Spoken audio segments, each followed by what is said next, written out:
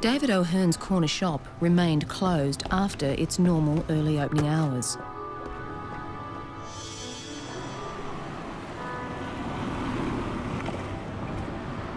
The reason for his absence would not only shock the hardiest of police, but would send tremors throughout the entire community. The person we're looking for hasn't come under police notice before, which is a bit scary when you think about it. We were looking for someone out there that was extremely dangerous. I think any case where there's post-mortem mutilation should raise alarm bells for the police. Those sort of things don't happen to ordinary people. He had satanic leanings, and of all things, he was a filleter. The next step was to try to identify who those prints belonged to. Our hope is we're going to find another link to the chain within the possession of the killer. I said, oh, well, you know, things aren't ever that grim. Depends on what you've done, I suppose. To have two very brutal murders within 2 weeks of each other, you've got to start thinking what's happening down here. The truth is not sitting there underneath the spotlight, but it's out in the shadows.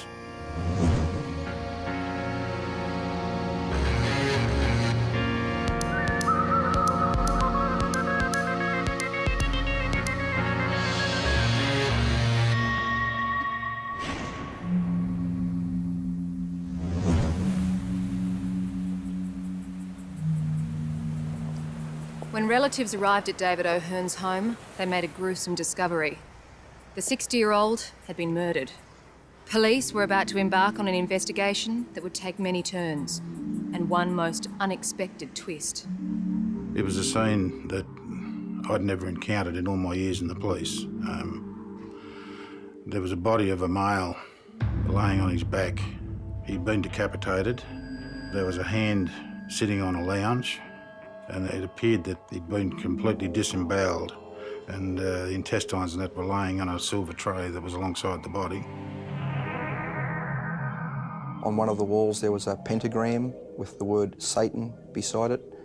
Another wall had an inverted cross. And on a mirror above a side table, the word Satan had been written also. All these drawings appeared to have been drawn in the victim's blood. There were a large number of items on the floor around the body. There were 4 knives, a small metal saw, a razor blade, as well as a corkscrew. These items all had blood on them, so it was obvious they'd been used during the mutilation of the victim. But as to in what order that had taken place, we weren't able to tell at that time. It was clear to me at the crime scene of David O'Hearn that the mutilation injuries happened after death, because there was really very little blood associated with those injuries. Also located near to where the body was found resting was a crystal decanter which had a significant amount of blood staining. There was a large amount of blood splatter in the room, but there was some directional blood splatter which was emanating from the head area of the victim. This blood splatter was extremely low level. It was coming from a source just above ground level, which indicated that a lot of the injuries to the victim's head had been occasioned whilst the victim was actually lying on the ground. We moved further into the unit and we found the decapitated head was sitting in the sink. And there were some black gloves found beside the sink. They were moist and they were turned inside out, which suggested to me that the gloves were taken off at the completion of the whole incident. The fingerless exercise gloves meant that there could be fingerprints within the flat, or hopefully on what looked to be the murder weapon. There was evidence that somebody had ransacked his drawers looking for what appeared to be searching for an item of property. There was personal effects strewn out all over the top of David's bed. We looked at robbery as a motive, but it just seemed too severe for a robbery, and the injuries in that Mr. O'Hearn suffered was far beyond, say, someone torturing someone to divulge the location of valuables. I think my initial thought was that this crime had been carried out by someone with a great deal of anger. There just seemed to be no pattern or rhyme or reason to it. You know, for someone to kill someone and then go to this extent of the decapitation and the disemboweling. To locals around Dapto, Dave O'Hearn was the friendly face behind the counter of the corner store. That's why they can't understand how anyone could kill him, especially in such a horrible way. I just can't imagine him being involved in anything that would warrant what he went through. In an investigation like this, one team will always be assigned to background the victim. It's important for us to find out who his associates are and who he's had dealings with, where he goes, where he comes from, everything about him. David was a quiet person. He kept to himself a lot, but as a brother, he was very, very, very thoughtful and decent. He wasn't perfect, but he was a really good bloke. David had the corner shop for, I think, 2 years. Okay. He was always good for a loan, and I think he liked to help people that he thought needed a hand. We didn't know of anybody that could hate him that much. He just wasn't a person you could hate. When David O'Hearn's body was found, the state of his clothing gave police a potential clue to the murder. The fact that Mr. O'Hearn's trousers and everything were down around his ankles suggested it may have been a homosexual hate crime, but whilst there may have been some indication of homosexuality with him, all his relationships, I think we found over the period of time, in his 60 years, there may have been 3 relationships. My family deny that he might have been a homosexual, but I'm sure he was. But in a very quiet, minded his own business sort of a way. He wasn't out there with it. He was very, very quiet. The fact that David didn't have any enemies suggested to us that the person that had committed the offence was a stranger to David. And that being the case, it was going to be that much more difficult to identify who the killer was. But their first clue as to who that stranger might be would come from the bizarre satanic drawings written in David's own blood on his lounge room walls. 63-year-old David O'Hearn was dead. Police, neighbours and his relatives had no clues as to why the popular shopkeeper had been so brutally murdered. Detectives hoped that his last known movements would give them a clue. He was a creature of habit. He would open his shop at certain times and close it at certain times. So we were able to identify roughly a closing time of the shop. His normal closing time was around 5 o'clock. In his car we found some groceries, and in the bags was a docket from one of the supermarkets at Dapto that indicated that he'd been through the checkout around about 5:30. On top of that, we did examine CCTV footage that was maintained by the shopping centre, and we were able to confirm that it was David that actually paid for the goods. And just as he was leaving the shop, he ran into one of Mum's nurses and she said, "Oh, hello, David. When you're coming to see Mum?" He said, "Oh, I'll be there tomorrow. Give her my love and say I'll be there at lunchtime with the sandwich." And she was the last person that David spoke to, as far as we know. And they were able to give us some indication about his state of mind, which said that he was happy and quite okay. Didn't appear to be under threat from any person or being followed by anyone. The fact that his vehicle was located in the garage and still had bags of perishable and non-perishable items suggested to police that the meeting with the offender occurred shortly after parking the car in the garage. The fact that there was no sign of entry or forced entry on his house would indicate that he either knew the person and let them in, or his door was unlocked and the person had just walked in unannounced. The autopsy revealed that the cause of death was due to severe blunt force head injury caused by some blunt object. The head injuries were all at the back of the head, so clearly Mr. O'Hearn was not facing his attacker at the time these blows were rained down upon him. So to that extent, I think it was quite a surprise attack. Mr. Ahern had a fractured skull and there was hair and blood on the decanter that was consistent with the wound that he'd suffered. So therefore the decanter turned out to be the murder weapon. The bloody decanter and its stopper were now being examined in the fingerprint laboratory. The wine decanter was placed in a superglue chamber to be tested for any possible fingerprints. The superglue vaporises and falls onto the surface, highlighting any fingerprints that appear on the surface in a white visible matter. The fingerprints on that particular item suggested to the investigation team that the offender actually had touched the lid of that decanter. So the next step was to try to identify who those prints belonged to. But when the one identifiable fingerprint on the stopper was put into the police database, there was no match. To an investigation team, that meant that the offender hadn't been charged or certainly didn't have his fingerprints on file. The tools that had been used to decapitate David after his death were also subjected to fingerprint examination. But while no fingerprints were identified, the tools were giving the detectives a small lead. We looked in the garage and in the cupboards in the kitchen area, and we subsequently found similar tools in the cupboard directly above the fridge area.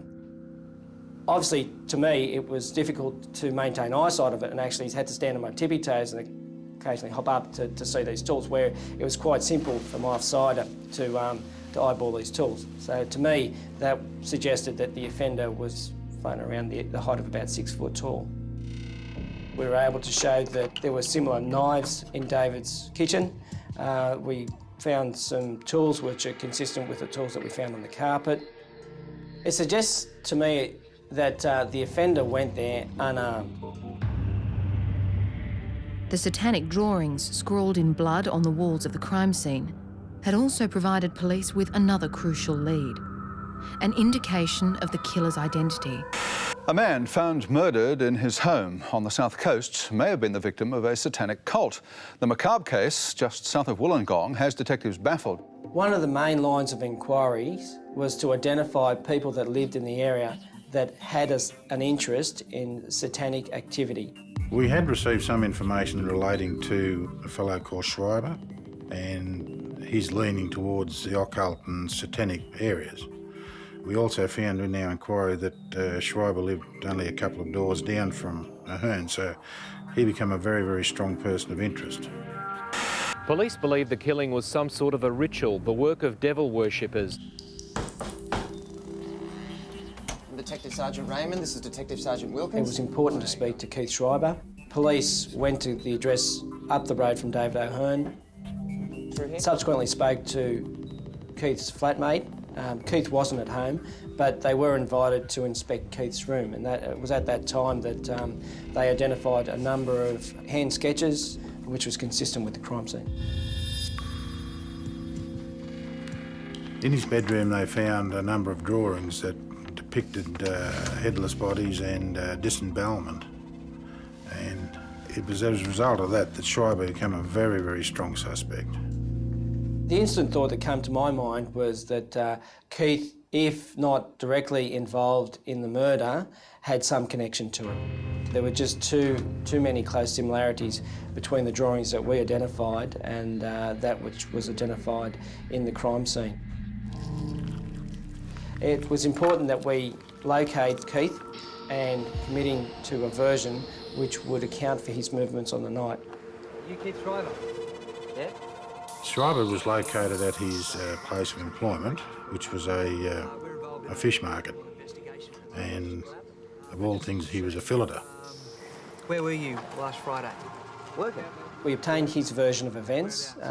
He gave us the alibi that he was staying with his employer for the evening and actually had been sleeping on the floor as they had to make an early start to go to the Sydney fish markets. Police subsequently spoke to his employer, who confirmed the fact that Keith had spent the night on his lounge room floor. The detective's only lead had vanished, and they were back to square one. Worse still, another murder had just occurred, and the similarities to the O'Hearn crime scene could not be ignored. David O'Hearn was found murdered in his flat. He had been mutilated and dismembered.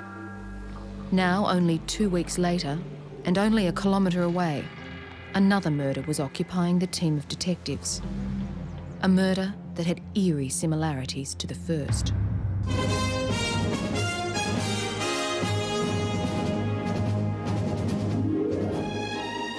Former MP and alleged pedophile Frank Arkell murdered in his Wollongong home. His killer is being hunted by the same team of detectives investigating the decapitation murder of another man at nearby Albion Park Rail 2 weeks ago. If you can picture the crime scene, as you're looking in the front doors of the granny flat, the glass doors had opened up, and then immediately confronting you straight at the door was a double bed. And over beyond the double bed lay Frank's body. He wasn't easily identifiable at that stage due to the amount of blood that covered his face. It was obvious that he'd suffered substantial injury to his head. You could see that there was a broken lampshade lying next to the body that had been used in the attack, and it was the ferocity of the attack had broken it. I think Mr Arkell died as a result predominantly of head injury, but there was also a suggestion based on the presence of a cord around the neck and some marks on the neck that he may also have been strangled. Those injuries, and collectively they were over 40, would have taken some time to inflict. Like the murder of David O'Hearn, the offender had used whatever was on hand to kill his victim. The pattern of injuries was quite similar with both men. The bed lamp that I think was used on Frank Arkell and the wine decanter on Mr O'Hearn, they were both weapons of opportunity in that they were already at the scene.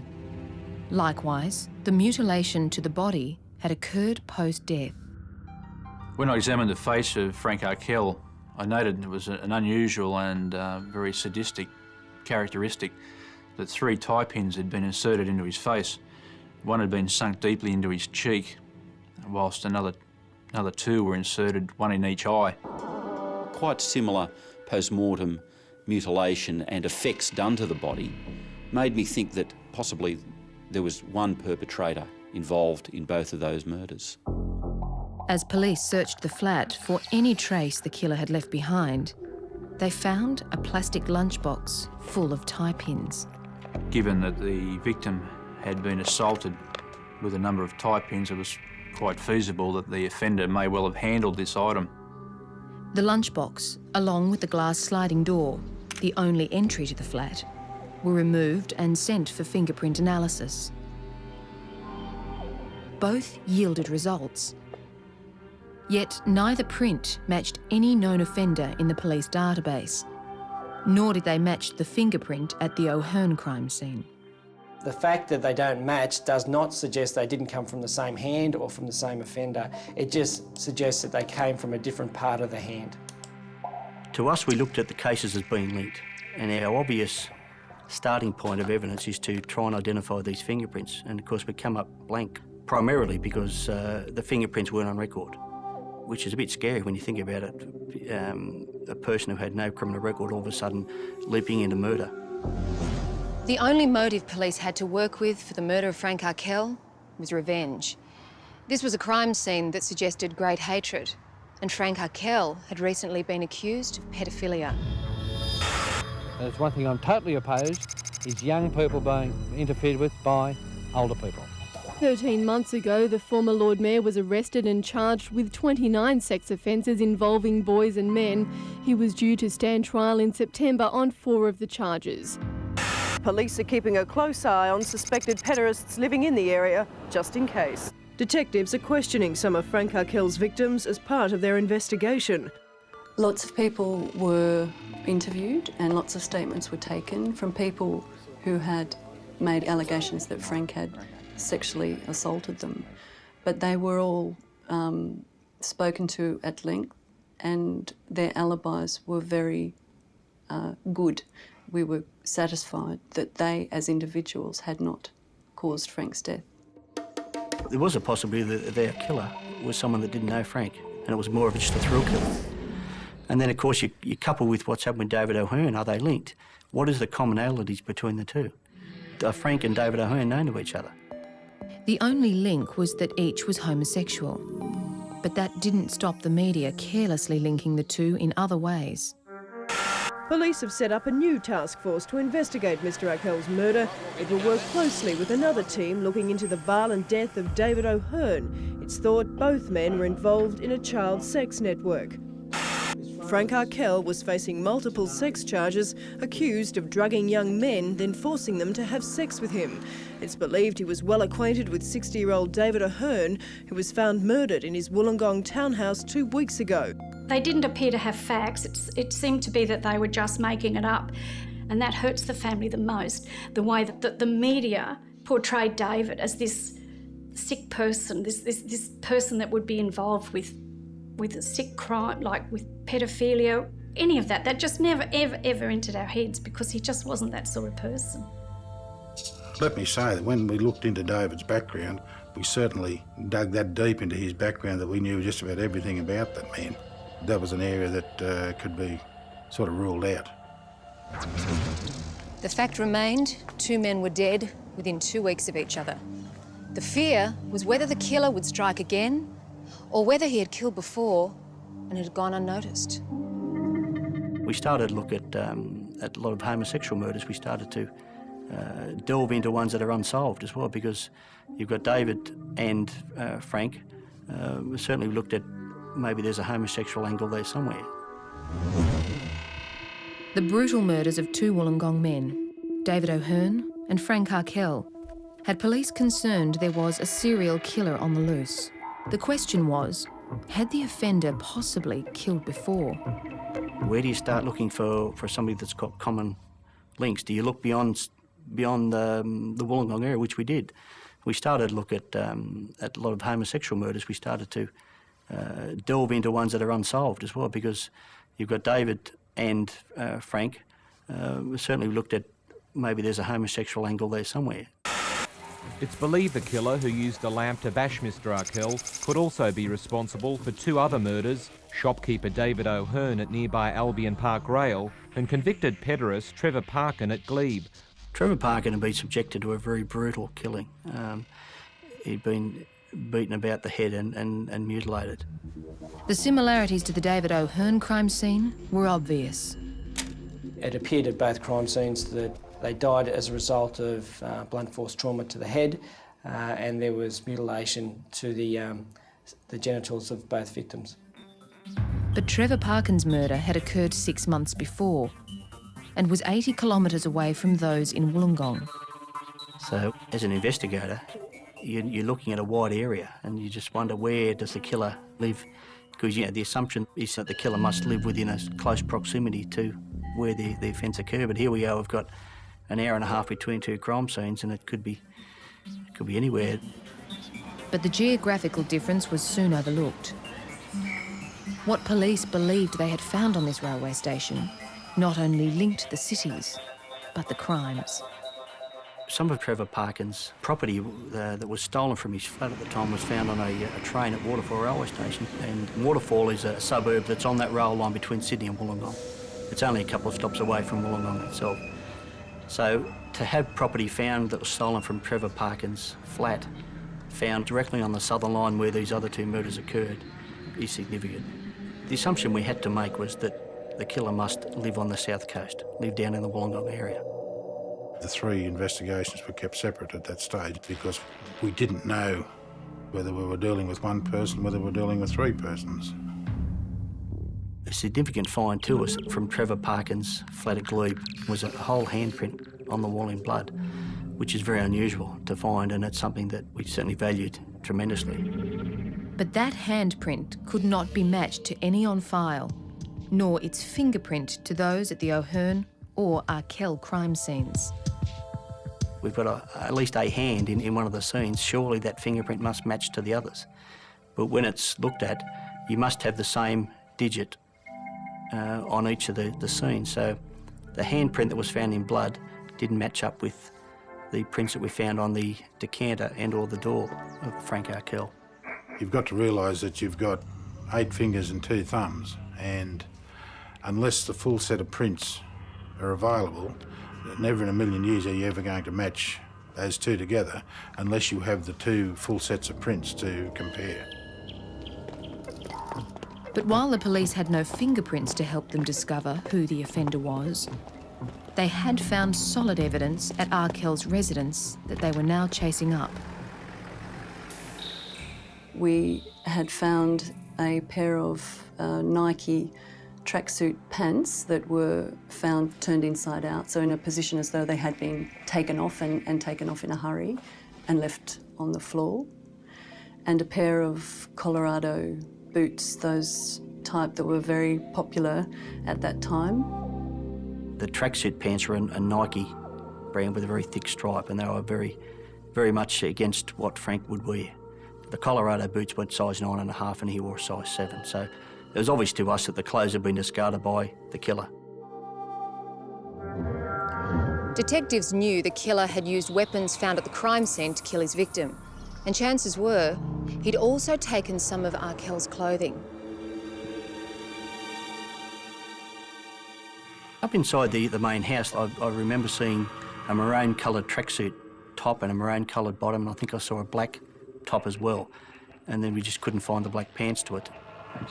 So then you start to look around the house to see if you've got matching items of clothing. Does a tracksuit top fit with a tracksuit bottom?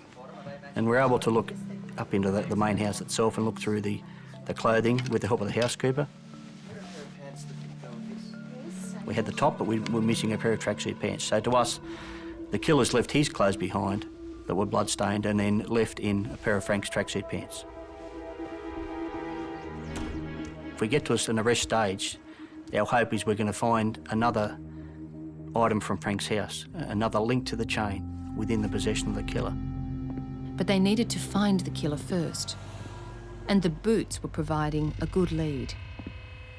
We really seized upon the opportunity that the offender had given us to have in our own possession his actual shoes. So that was a very exciting thing for a strike force to have. We followed the trail of Colorado boots back to the manufacturers. We were able to look at the batch numbers, the brand numbers, where they were distributed. There wasn't anything we didn't know about Colorado boots. We identified one particular shop in the area of Wollongong. So we went to the shop, we asked for all their sales records of Colorado boots, and we ended up with, I think it was 6 credit card slips. The task then for police was to track down those 6 customers, one of which could potentially be their killer. Majority of the time the people still had the boots. On some occasions they're actually wearing them when police spoke with them. We were quickly able to eliminate those 6 people from the inquiry with those Colorado boots. So it got to a point where the inquiries with the people didn't advance us any further. It was more than likely the boots had been a cash purchase, and with no better luck with the track pants, the police hoped the public might give them a lead. Police say clothing dumped near the mutilated body of alleged sex offender Frank Arkell has given them vital clues to his killer. These are the clothes worn by Frank Arkell's killer. A pair of blood-spattered tracksuit pants, socks and hiking boots found discarded in the granny flat where Mr Arkell was murdered. We're obviously anxious to speak to anyone that's recognises these items of clothing or in fact seen anybody wearing those clothes in the area. But while no leads came from the clothes that night, I saw a red car leaving a call the driveway. did come into Crime Stoppers about a car leaving Frank Arkell's house on the night he was murdered. The possibility was that this could have been the killer leaving the house, and it's something we had to explore. We couldn't leave it undone. Police were desperate to find the person who had likely killed 2 men in 2 weeks and another 6 months before, but they were getting nowhere. It's easy on the TV, they do it overnight, but in real life it doesn't happen that way. It takes a lot of work to try and get these things done to get results. It just doesn't happen overnight. Hello, Crime Stoppers? But detectives were hoping a call that had just come in would speed up the process. We followed that call up, which led us to speak to the man. It said he saw a red Nissan Skyline car leave the vicinity of either Frank Arkell's or the neighbour's house. He was driving home, past the area. He thought that he saw a car come out of a driveway, whether it was Frank's driveway or the next door neighbour's driveway. At 3 o'clock in the morning, it fits within our estimated time of death. this could have been the killer leaving the house, and it's something we had to explore. This is the car police, detectives and investigators from Task Force Lincoln have been searching for. The vehicle, smashed and stripped, was uncovered by police in bushland at Mount Ousley on Sunday. A similar vehicle was seen in the vicinity of Mr Arkell's Reserve Street home at 2:30 a.m. the next day. But police needed to confirm whether this really was the car that their witness had seen. And after tracking him down, they interviewed him in an unconventional way. Hypnosis. I want you to close your eyes over and go into a deep sound hypnotic sleep. Just relax. Hypnotism, like everything else, is not an exact science, and the challenge is as to what he's going to recall that he hasn't told you before. There was high hopes that the witness would remember the registration number. Even a part of it would help. Was there one or two persons in the car? Which direction the car went? Are you able to narrow down any identifying marks on the car? He was a male in his 20s. The hypnosis was able to confirm, yes, it was a red Nissan Skyline that he saw, and I think he was able to establish that it was within the driveway of Frank Arkell. Beyond that, there was a one person driving, a male by themselves in the car, and he was able to provide a description. And based on that description, a sketch artist helped prepare a composite picture of the type of person that we're looking for. The computer-enhanced image compiled after hypnosis was used on a witness who spotted a red sedan near Mr Arkell's home the night of his murder. Well, our witness believes that that's about 75% likeness of the person that he saw. During the examination of the red Nissan Skyline, a number of items were examined and subjected to laboratory analysis and examination. Unfortunately, they didn't provide any link between this vehicle and the crime. So the strike force has to pick themselves up again and look at what they've got left and follow those other leads. The strongest lead was the killer's clothes found at Frank Arkell's flat. Now, 3 months after their discovery, they were paying dividends. One of the calls was from an ex-girlfriend of a person that she said used to regularly wear a similar Nike tracksuit and similar Colorado boots, but no longer in fact wore them. The girlfriend had also told us that when she had spoken to her boyfriend about him not wearing the clothing anymore, that he became agitated. He didn't want to tell her any detail about that. As well as being very sheepish about the location of the boots and the tracksuit pants, she noticed that the boyfriend had developed an interest in the murders itself and started to keep paper clippings and started to talk about it. So here we are, we've got a person that owns not just the boots, not just the tracksuit pants, owns both. And they vanished, for want of a better word, shortly after the death of Frank Arkell. So you're starting to look at something that's a very promising lead. The woman had given us the name of her ex-boyfriend as being Mark Van Crevel. Mark was currently unemployed, but had commuted to Sydney for work in the past. We decided to watch his movements, and we watched them very closely and constantly from that period of time. If he was our murderer, we had to protect the community from him striking out again, but we didn't have enough to arrest him. During the surveillance operation, our suspect was seen in the company of some of his friends, including Keith Schreiber. Keith Schreiber was the initial suspect in the David O'Hearn murder investigation. Coincidentally and very relevant is the fact that Keith Schreiber lived in the same street as David O'Hearn, and that Mark Van Crevel lived for good periods of time with Keith Schreiber in that house. Police now realised when they went in search of Schreiber, the door to his flat was opened by Mark Van Crevel. As luck would have it, Van Crevel was taken to the police station at that time. He just flew right under the radar. He was simply just an alibi witness. So as a result, a typed interview was taken from Mark Van Crevel, accounting for Keith's movements. I told you that I intended asking you further questions about it. As is the case with all people that are interviewed in any homicide investigation, a hard copy of the interview is made. Both the person taking part in the interview and police sign it, and the documents filed in a plastic sleeve and used for future reference in the investigation. An idea was put forward that we should in fact fingerprint the statement that he had provided as an alibi witness to Keith Schreiber. In order to obtain fingerprints from a piece of paper, the exhibit is placed in a liquid chemical, which is called anhydrin. This chemical reacts with the amino acids of the fingerprint that is on the paper. The fingerprint develops and becomes visible by a purple stain. That purple stain revealed a clear set of fingerprints, and they matched the O'Hearn and Arkell murder scenes. Finally, we've got this exciting bit of evidence that we've identified fingerprints on that document link him to both crimes. And while there was little doubt those fingerprints were those of Mark Van Crevel's, police were not prepared to arrest him until they were absolutely sure they were his. Effectively, you're arresting someone, you're taking away their liberty, and effectively you could put them away for jail for the rest of their life.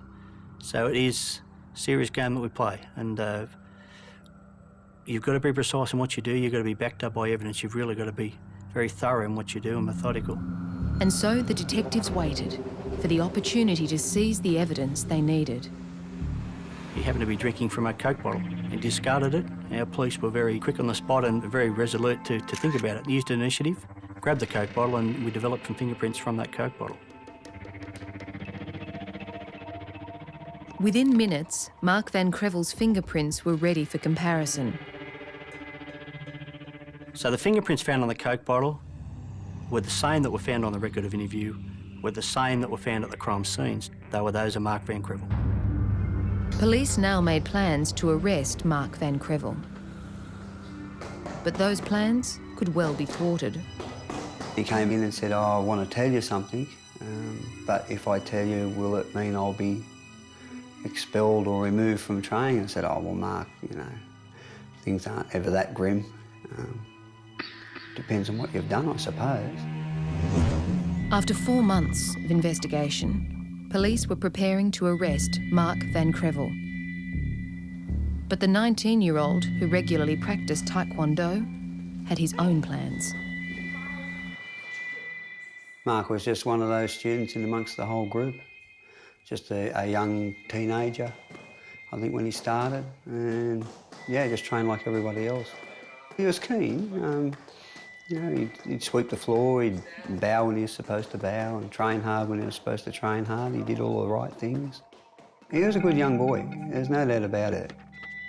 On this day, it was business as usual. I was in the office just doing a little bit of paperwork before class started, and Mark came in and was sort of a bit agitated. And I asked him, was there anything wrong? And he kind of just shook his head and said, "Oh, I want to tell you something, but if I tell you, will it mean I'll be expelled or removed from training?" I said, "Oh, well, Mark, you know, things aren't ever that grim. Depends on what you've done, I suppose." I'm pretty sure he said, "You know those murders in the paper? Yeah, well, I did them." You know. So that sort of sent me in a bit of a head spin. I thought, oh, well, maybe he's not telling me the truth, or he's just seeking attention. I was a bit angry, actually. I rang another instructor to come in and take the class. So I thought, oh, best to be safe than sorry. So I just told him to go and get changed. My first priority was to get Mark out of that environment. I mean, if someone says something like that, then there's every possibility it could be true. I was kind of, in my heart, I was hoping it wasn't, you know. We're going to go for a drive, OK? I told him we'd go for a drive. So we were going down the expressway because he didn't want to go to the police. That's something he told me straight away. "I don't want to go to the police."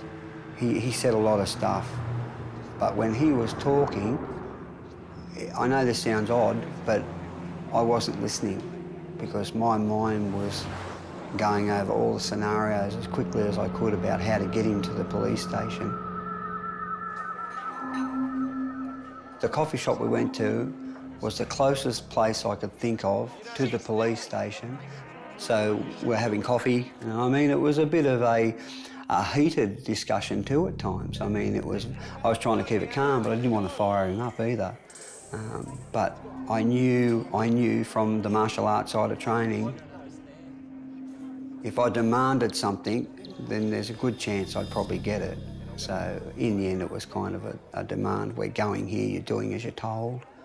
And that was it. And I think that took him a bit by surprise. I was getting quite relieved by then. But then he wanted to visit his unit where he was living.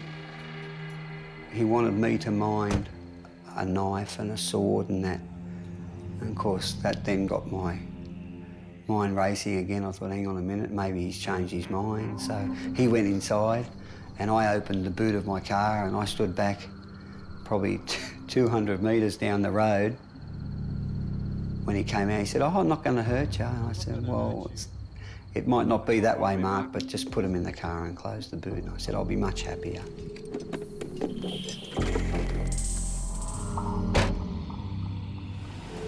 Then we got into the car and I thought, oh, okay, we're going to go to the police station now, which is really good. So we finally got to the police station and I was starting to get really relieved. We spoke to the young lady at the desk and she asked what we wanted. I said I needed to speak to someone in charge. And she said, what was it concerning? And I said, oh, well, the young man with me, his name's Mark, and he's admitted to 2 murders. Mark Van Crevel had walked into the Wollongong police station voluntarily. His chilling confession would take all night and last until the early hours of the next morning. I suppose in your own words, can you tell me what information you have about the death of Mr. O'Hearn? I don't know anything much about David himself, but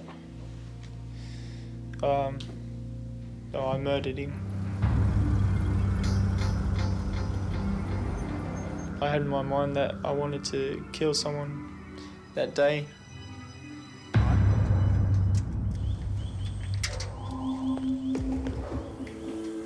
I went to David O'Hearn's house at about 6 o'clock at night. And I walked into his house. I'll just get Detective Casser just to stand there, and if you can take the place of David O'Hearn for the purposes of this exercise, if I can just get you to stand up, please. And if you can indicate, if Detective Casser is walking away that way, if you can just indicate what you did with him. Yep. I walk, and bang, hit him on the head, and he slumped down there. Join me next week for that incredible encounter as we go inside the mind of a killer.